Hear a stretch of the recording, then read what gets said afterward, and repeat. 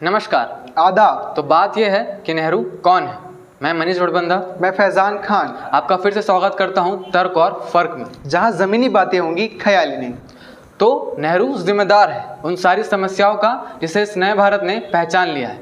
भारत में ऐसी कोई समस्या नहीं जिसकी जड़ नेहरू नहीं, नेहरू नहीं तो समस्या नहीं, समस्या नहीं तो नेहरू नहीं।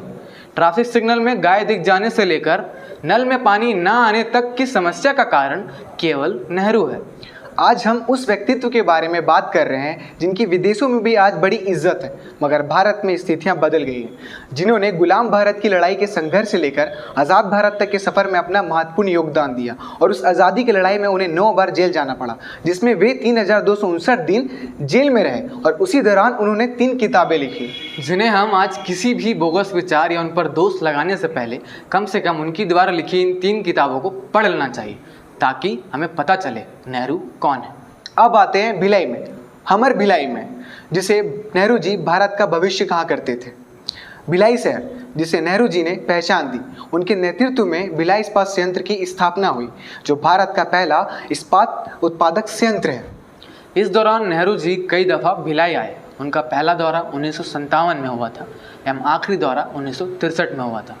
और इसके साथ साथ भारत में उनके 17 साल के कार्यकाल में उन्होंने NIT, इसरो, NDA, एम्स जैसे बड़े बड़े प्रमुख संस्थानों की स्थापना की, जिस पे हम आज भी गर्व करते हैं। अब बात कुछ तथ्य और मिथ्य की करते हैं, जो दिन रात व्हाट्सएप यूनिवर्सिटी IT सेल के द्वारा नेहरू के संदर्भ में हम सभी को परोसा जाता है। कुछ ऐसी तस्वीरें जिनके द्वारा नेहरू जी को औरत परस्त होने का दावा किया जाता है। इस तस्वीर में नेहरू जी की बहन विजय पंडित लक्ष्मी जी, जो उन्हें लंदन एयरपोर्ट में स्वागत करने के लिए मौजूद थी। यह तस्वीर नेहरू जी की भांजी नयनतारा सहगल जी अपनी माता विजयलक्ष्मी पंडित के साथ नेहरू जी के स्वागत में लंदन एयरपोर्ट की है।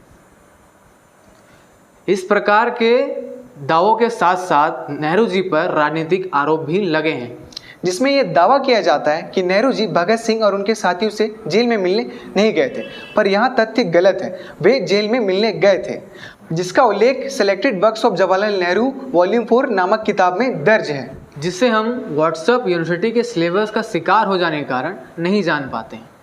और ऐसे कई सारे झूठे दावे हैं जो नेहरू जी के संदर्भ में फैलाए जाते हैं, जिससे हम नेहरू जी को नहीं पढ़ने समझने के कारण सच मान लेते हैं।